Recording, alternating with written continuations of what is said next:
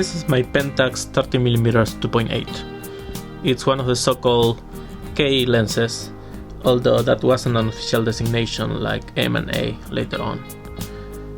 I got this lens about 20 years ago in a small shop in the Central California coast. I think I paid $80 or so for it.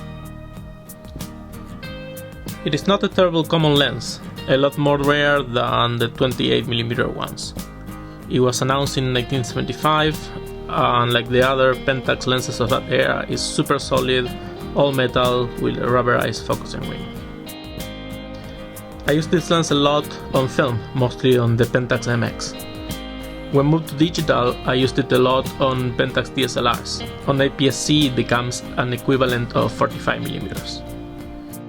These days I've been shooting with it for a couple of weeks, both on the Sony full frame and on the Fuji X-T1. The image quality is interesting. The lens is very contrasty without being as clinically sharp as a modern lens. Even shooting into the sun, flare is well controlled and contrast stays high. There's a bit of vignetting at 2.8 that goes away by 5.6 or so. This is typical of wide-angle lenses used on digital.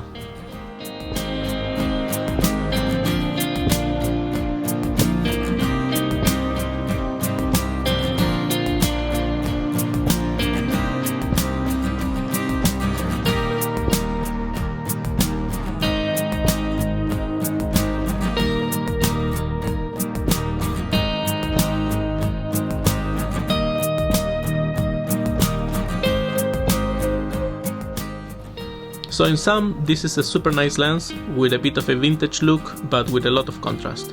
Definitely an excellent option on film and not a bad one on digital.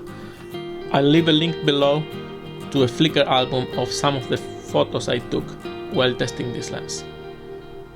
That's it. Check out my real photos on my website juanbuehler.com, and until the next video, cheers and goodbye.